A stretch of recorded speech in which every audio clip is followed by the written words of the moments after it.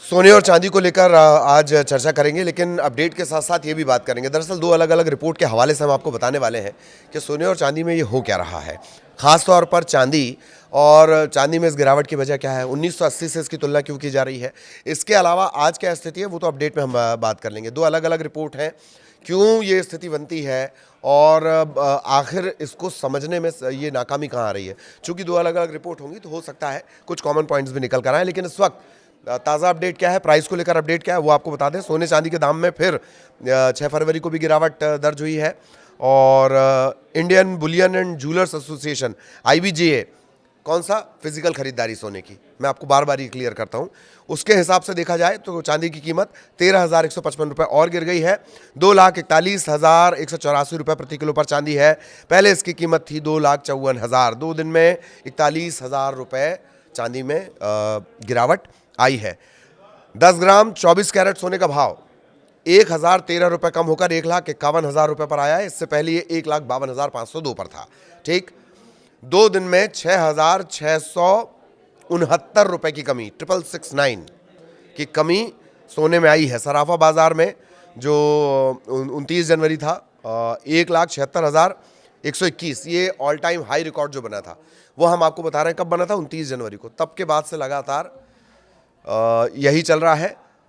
तब रेट पहुंचे थे 1,76,121 सोने का, 3,85,000, 3.25 से भी 10,000 ऊपर ये चांदी पहुंची थी।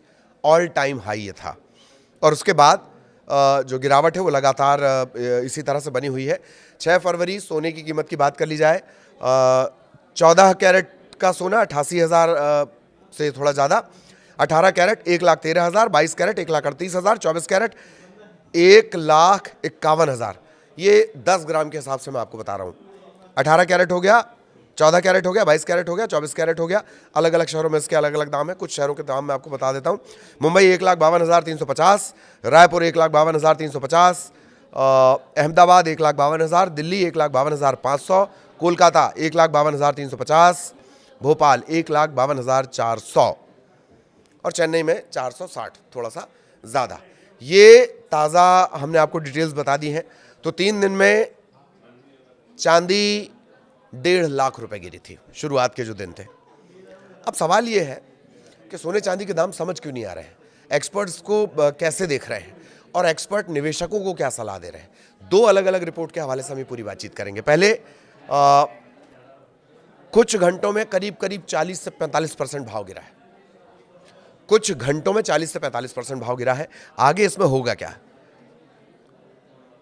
हालात इतने बिगड़ रहे हैं कि जो तेजी नजर आ रही थी चांदी में वो पूरी तरह से मिट गई है। कुछ घंटों में अगर 40-45% रेट गिर जाए तो यही होगा। तो आखिर ये जो व्हाइट मेटल है ये क्यों फिसलता जा रहा है? एक दिन में 20% क्रैश हुआ है और 40% से ज्यादा की तबाही, 40 से 45% से ज्यादा की तबाही एक दिन में ही 20% क्रैश है। ये है क्यों? कमोडिटी बाजार में इस वक्त सबसे ज्यादा डर चांदी को लेकर लग रहा है। कुछ दिनों पहले इसने हाई बना लिया था और उसके बाद से सिचुएशन बहुत तेजी से बदलती चली गई। जैसे ही इसने हाई बनाया था 4 लाख के करीब, जनवरी का जो हमने आपको बताया 29 जनवरी के आसपास का जो प्राइस है, और अब ये ऐसी फिसली है कि लगभग नीचे ही नीचे जा रही है। ये कितनी बड़ी गिरावट है? क्या इसे किसी गिरावट से इसका कंपेयर चल रहा है? 1980 से कंपेयर चल रहा है? पहले गिरावट पे बात करेंगे। गुरुवार को करीब 20% ये टूटा है इसका दाम। इसके बाद एशियाई कारोबार में गिरकर ये हो गई है $64 प्रति औंस, करीब करीब $64 प्रति औंस। और रिकॉर्ड हाई से तुलना करें 385 से अब तक ये 40% से ज़्यादा टूट चुकी है। पिछले महीने तेज़ी आई वो पूरी ख़त्म हो गई। जनवरी वाले मंथ की तेज़ी पूरी ख़त्म हो चुकी है, ये मानकर चलिए। तो अचानक ऐसा क्या हुआ कि बाजार एकदम धड़ाम धड़ाम हो गया? इसकी वजह क्या बताई जा रही है? लिक्विडिटी की कमी। बाजार में खरीद फरोख्त करने वाले जो खिलाड़ी हैं वो थोड़ा पीछे हटने लगे। जब इतना फ्लक्चुएशन आया तो लोगों ने अपना पैसा डालना बंद कर दिया, पीछे हटने लगे। डर। डीलर और मार्केट के जो मेकर होते हैं वो अपने दामों के फर्क को बढ़ा देते हैं। ट्रेडिंग के लिए पैसा लगाने से वो बचने लगते हैं और लिक्विडिटी सबसे कमजोर हो जाती है और कीमतें फिर तेजी से गिरती हैं। कैश फ्लो जो चल रहा था मार्केट का वो खत्म हुआ। एक्सपर्ट्स क्या कह रहे हैं? इन हालात में आपको करना क्या है? ये तो हम बता ही देते हैं आपको कि धैर्य रखना है आपको, प्राइस करेक्शन होंगे। लेकिन जो जानकार हैं, जो लगातार यही काम करते हैं, उनका कहना है कि मार्केट मेकर स्प्रेड बढ़ा देते हैं और बैलेंस शीट पर कम ध्यान देने लगते हैं, तब ये स्थितियां बनती हैं। और जब तक बाजार में कोई स्थिरता नहीं आएगी, ये जो प्राइस का उठना, ऊपर जाना, नीचे आना, जिग जैग बनना, ये लगातार जारी रहेगा। मतलब धैर्य रखना, वो बात वहीं आ गई जो मैं हमेशा कह रहा हूं। और वजह क्या थी कि अचानक से जनवरी के महीने में इतना बूमा बूम हुआ था? उसकी वजह जानकार क्या बोल रहे हैं कि जियोपॉलिटिकल तनाव बढ़ा था। अमेरिका के बयान, ईरान के बयान, रूस यूक्रेन का चल ही रहा है मामला, चीन से सट्टेबाजी वाली खरीदारी भी तेज हो गई थी, और इसी वजह से निवेशकों ने भारी मात्रा में जो ETF और कॉल ऑप्शन के जरिए चांदी और सोने में पोजीशन बना ली। ज़्यादा खरीदारी होने लगी तो प्राइस एकदम भक्क से हाई ऊपर चलेगा, रॉकेट की तरह। हाँ, एक बात है कि सोना जो है वो चांदी की तरह दबाव में है या नहीं है, इसको लेकर क्या कहा जा रहा है। सोने पर दबाव तो बना रहता है, लेकिन उतने हालात, उतने बुरे हालात नहीं बनते जैसे चांदी के बनते हैं। सोने का बाजार ज़्यादा बड़ा है, ज़्यादा लिक्विड है, यही वजह से कि तेज़ बिकवाली भी अगर उसमें हो जाए, बिक्री भी अगर होने लगे, तो फर्क बहुत ज़्यादा नहीं आता। लेकिन चांदी के साथ ऐसा नहीं है। कई बड़े बैंक, एसेट मैनेजर अभी भी लंबे समय से सोने को लेकर अपना पॉजिटिव नज़रिया रखे हुए हैं, सेफ हेवन जिसको बोलते हैं ना, उस हिसाब से वो अभी भी उन्हें लगता है कि नहीं, सोना है। सोने पे उतना दबाव नहीं है जितना चांदी पर है मार्केट के हिसाब से।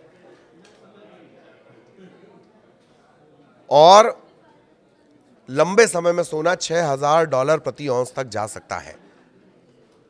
ये किसका कहना है? जो बड़े बड़े फंड मैनेजर हैं वो ये कह रहे हैं।